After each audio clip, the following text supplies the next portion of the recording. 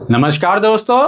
आज हमारे मार्केट में आप लोगों ने एक चीज नोटिस किया होगा कि सुबह के समय पे जब निफ्टी की ओपनिंग हुई थी तब वो गैप अप ओपन हुआ, ठीक है। और उसके बाद में फिर धीरे धीरे आप लोगों को मार्केट में गिरावट देखने को मिला। मैंने एक चीज आप लोगों को हमेशा समझाया कि जब भी मार्केट गैप अप ओपन होता है तो ज्यादा चांसेस रहते हैं कि मार्केट नीचे की तरफ आ जाए, या जब भी मार्केट गैप डाउन ओपन होता है तो फिर ज्यादा चांसेस रहते हैं कि मार्केट धीरे धीरे ऊपर की तरफ आ जाए। और उसका रीजन ये है कि मान लो कि मार्केट अगर गैप अप ओपन हुआ, ठीक है, तो ऐसे में बहुत सारे लोगों को प्रॉफिट हो रहा होता है। तो ज्यादातर लोग क्या करते हैं कि सेलिंग करना शुरू कर देते हैं, जिसकी वजह से मार्केट नीचे आ जाता है, शॉर्ट टर्म का प्रॉफिट बुक कर लेते हैं। सेम उसी तरह से जब मार्केट नीचे की तरफ गिरा रहता है तो लोग क्या करते हैं कि खरीदारी करना शुरू कर देते हैं, जिसकी वजह से मार्केट ऊपर की तरफ आ जाता है। ये सारी चीजें चलती है। सेम आज के रेट में भी आप लोगों को यही सारी चीजें देखने को मिली कि सुबह में मार्केट अच्छा ओपन हुआ था, लेकिन उसके बाद में फिर आप लोगों को थोड़ी सी गिरावट देखने को मिला। आज के रेट में मेरे पोर्टफोलियो की बात की जाए तो मेरा मेन पोर्टफोलियो 2% प्लस में क्लोज हुआ और मेरा जो एसएमई पोर्टफोलियो वहां पे लगभग आधा परसेंट तक की तेजी देखने को मिली। लेकिन यही जो पोर्टफोलियो सुबह के समय पे और ज्यादा प्लस में था, लगभग 3% के आसपास में था,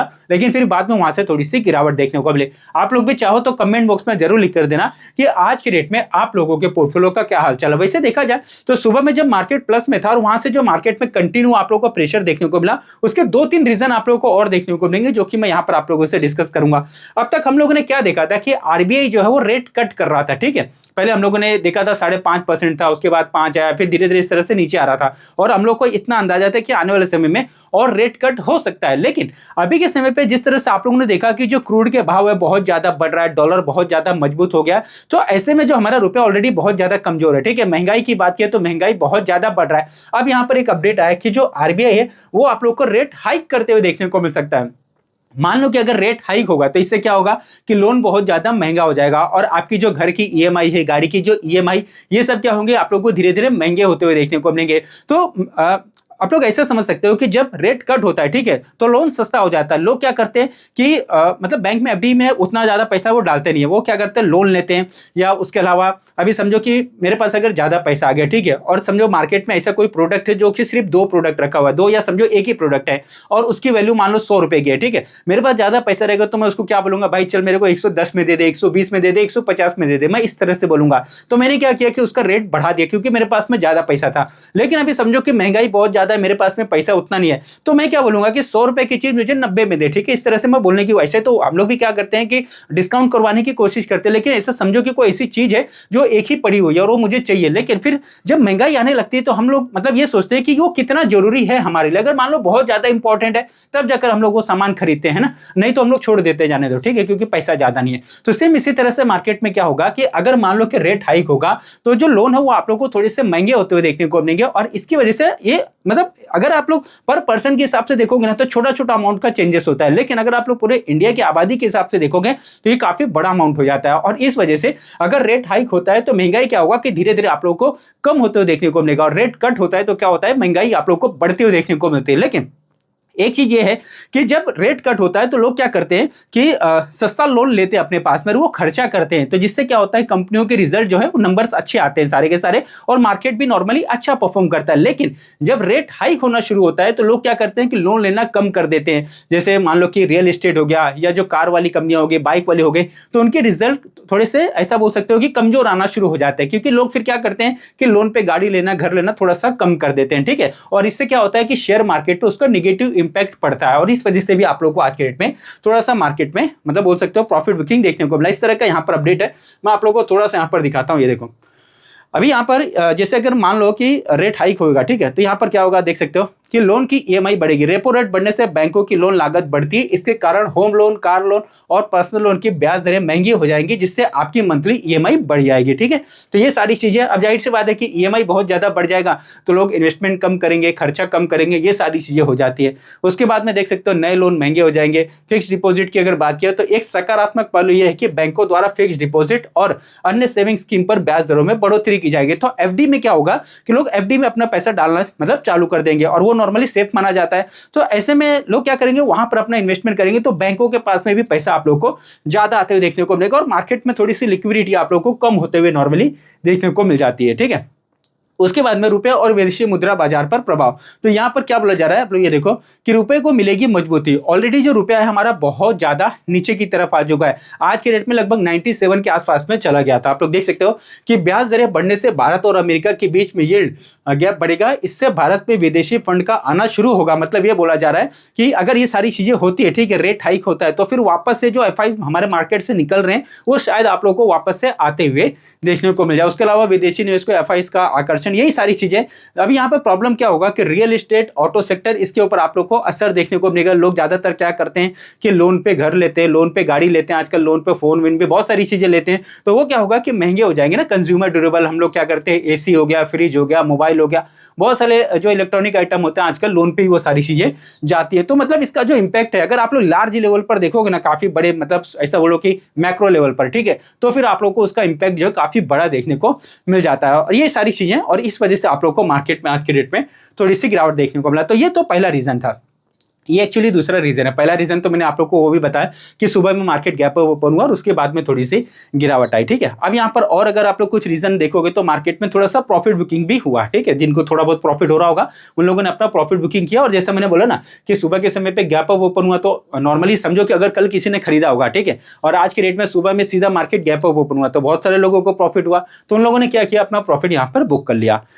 उसके बाद में देख सकते हो एफआईज की अगर बात किया तो ये तो सेलिंग करते ही जा रहे हैं, इस वजह से मार्केट में थोड़ा सा आप लोगों को प्रेशर देखने को मिला। और जो ग्लोबल मार्केट है वो भी आज के रेट में कुछ खास परफॉर्म नहीं कर रही है। मतलब नॉर्मल सा रीजन है, ऐसा नहीं है कि कोई बहुत बड़ा रीजन आ गया।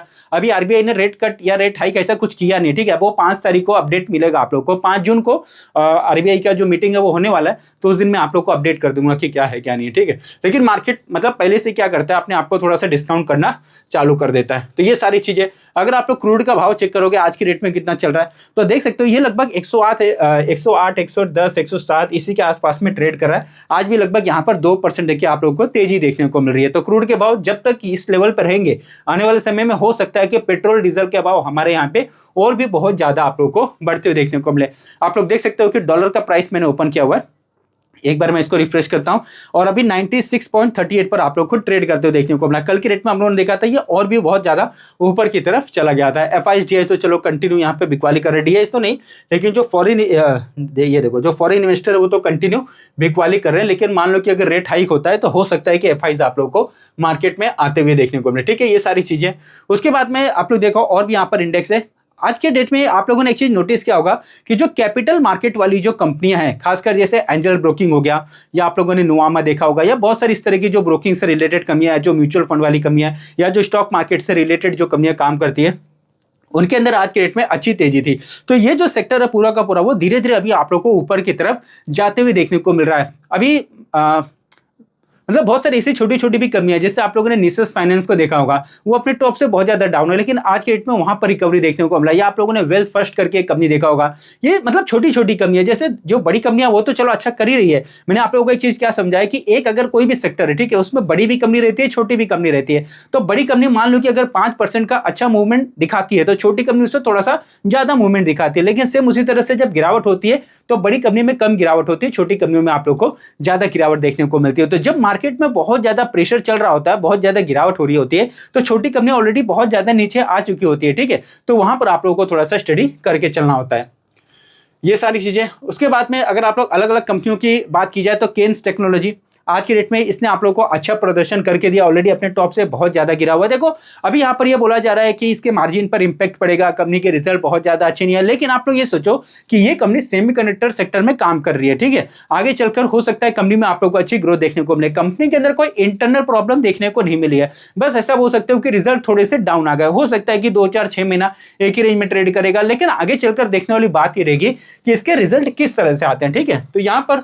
आप लोगों को थोड़ा सा ध्यान देकर चलना पड़ेगा। उसके बाद में बाकी कंपनियों की बात किया जाए, एमटा टेक्नोलॉजी ये तो कंटिन्यू आप लोग को अच्छा ही प्रदर्शन करते हुए देखने को मिला। मैंने आप लोग को अपडेट किया था कि डिफेंस हो गया, एरोस्पेस हो गया, न्यूक्लियर पावर की बात की जाए तो वहां पर आप लोगों को इस कंपनी का जो बिजनेस है वो देखने को मिल जाता है। आप लोगों ने ऑलरेडी इसके साइट पर मतलब विजिट किया ही होगा।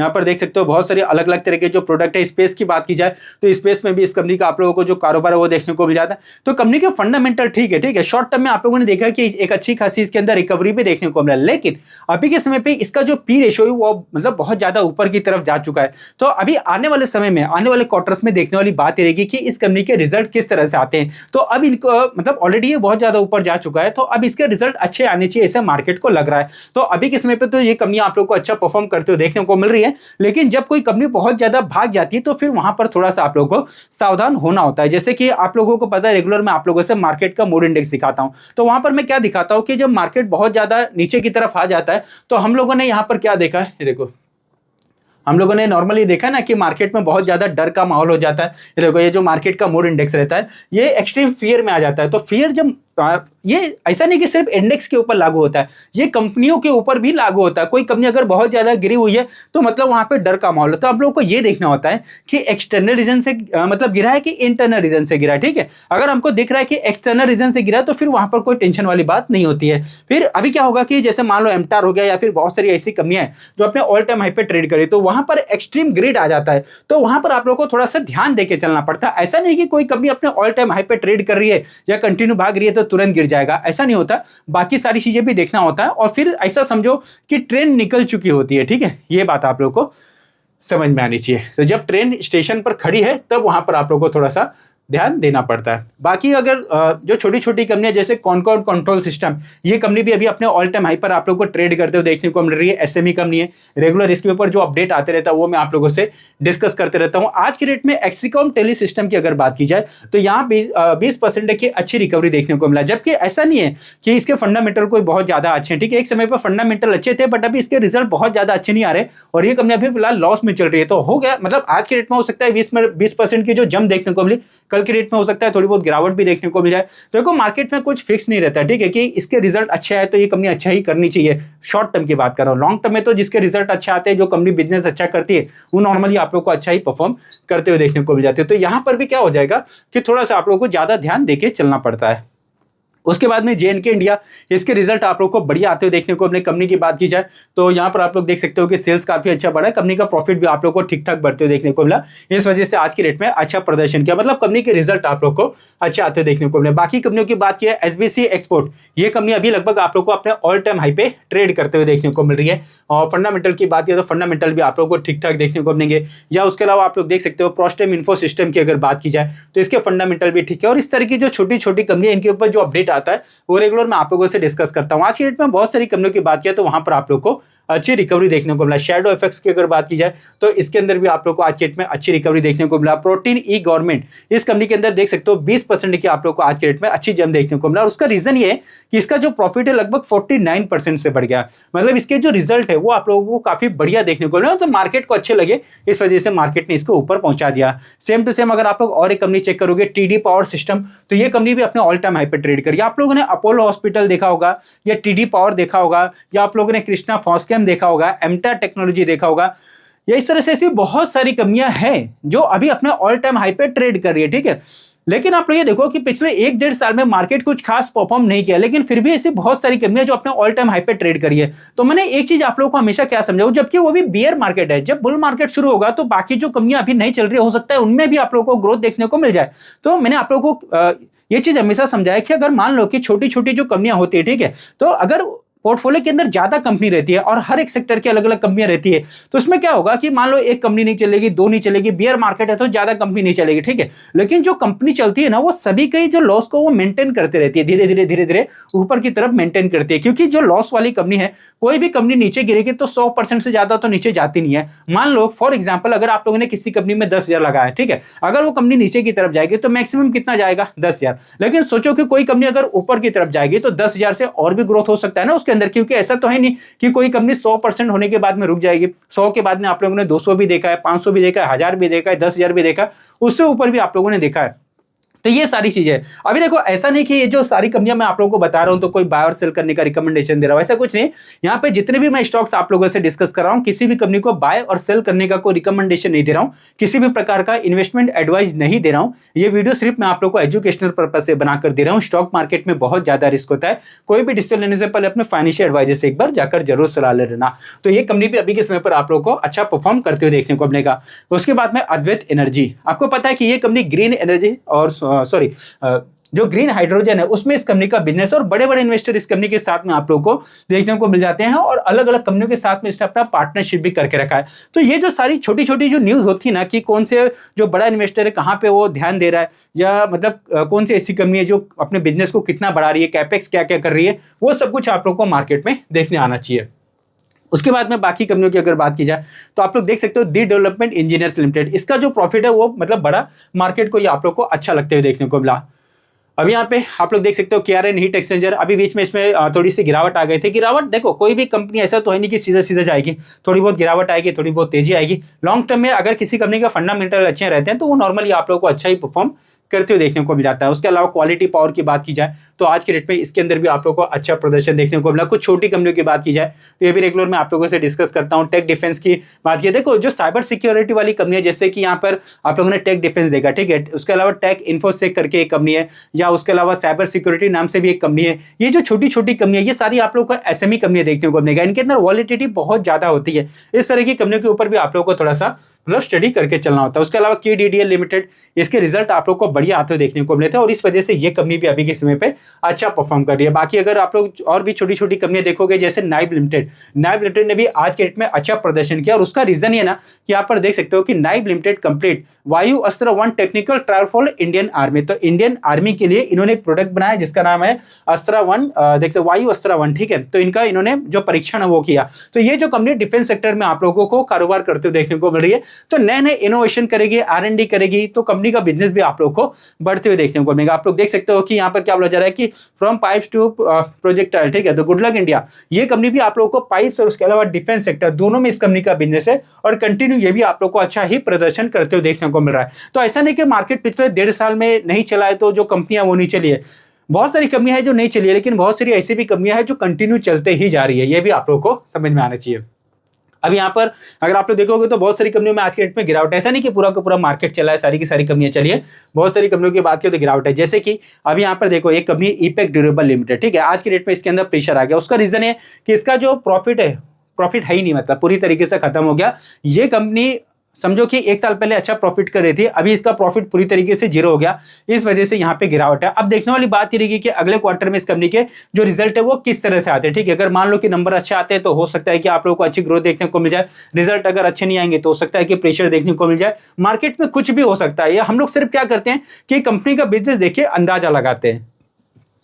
अब यहाँ पे बाकी कंपनियां जैसे एरोफ्लेक्स के अंदर भी आप लोग को आज के डेट में हल्की सी गिरावट देखने को मिला, मतलब कुछ कंपनियों के अंदर आप लोग को थोड़ा सा प्रॉफिट बुकिंग देखने को मिला। आप लोग देख सकते हो सात्विक ग्रीन की अगर बात की जाए तो इसके भी जो रिजल्ट थे वो बहुत ज्यादा अच्छे नहीं आए, इसकी वजह से यहाँ पर भी आप लोग को थोड़ी सी गिरावट देखने को मिला। या उसके अलावा राधिका ज्वेल टेक लिमिटेड, इसका प्रॉफिट देख सकते हो 32% से गिर गया, मतलब कंपनी के जो रिजल्ट है वो थोड़ी सी खराब आए, इस वजह से यहाँ पर आप लोग को थोड़ा सा प्रेशर देखने को मिला।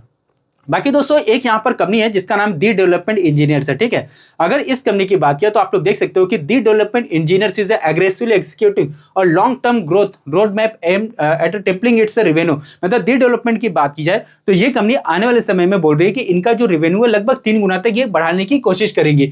तो इस कंपनी के ऊपर आप लोगों को यहाँ पे स्टडी करके चलना है। अगर मैं आप लोगों को इसके बारे में और यहाँ पर दिखाऊं ना तो कंपनी का फंडामेंटल ठीक है। आप लोग देख सकते हो कि ऑर्डर बुक की बात की जाए तो लगभग 5,000 करोड़ का आप लोग को ऑर्डर बुक देखने को मिलेगा, और बाहर के मार्केट में भी ये कंपनी आप लोगों को जो अपना प्रेजेंस है वो बढ़ाते हुए देखने को मिल रही है। उसके अलावा दोस्तों आप लोग देख सकते हो कि यहाँ पर अगर आप लोग इस कंपनी का नेट प्रॉफिट चेक करोगे तो एक समय पे 13 करोड़ का नेट प्रॉफिट था, जो बाद में बढ़कर 14 हो गया, फिर यहाँ पर थोड़ा कम हो गया था, लेकिन कंटिन्यू यहाँ पर आप लोग को एक अच्छी ग्रोथ देखने को मिलेगी। 8 करोड़ का प्रॉफिट बढ़कर लगभग 44 करोड़ पर आ गया। तो कंपनी का प्रॉफिट हर साल बढ़ रहा है, तो इस कंपनी को आप लोग स्टडी करके चलना, इसके रिजल्ट भी आप लोगों को मतलब ठीक ठाक आते हुए देखने को मिले। तो दोस्तों अभी तक आप लोगों ने मेरे इस चैनल को सब्सक्राइब नहीं किया तो आप लोग सब्सक्राइब कर लेना। आने वाले समय में बहुत सारे इंपॉर्टेंट वीडियो यहाँ पर आप लोग को देखने को मिलेंगे। तो इस वीडियो को मैं क्लोज करता हूँ। इस वीडियो में मैंने आप लोगों से किसी भी कंपनी को बाय और सेल करने का कोई रिकमेंडेशन नहीं दिया, किसी भी प्रकार का इन्वेस्टमेंट एडवाइस नहीं दिया। ये वीडियो सिर्फ मैंने आप लोग को एजुकेशनल पर्पज से बना कर दिया। स्टॉक मार्केट में बहुत ज्यादा रिस्क होता है, कोई भी डिसीजन लेने से पहले अपने फाइनेंशियल एडवाइजर से एक बार जाकर जरूर सलाह ले लेना। तो इस वीडियो को मैं क्लोज करता हूँ। अब मैं आप लोग को मिलूंगा अपने अगले वीडियो में, तब तक के लिए धन्यवाद।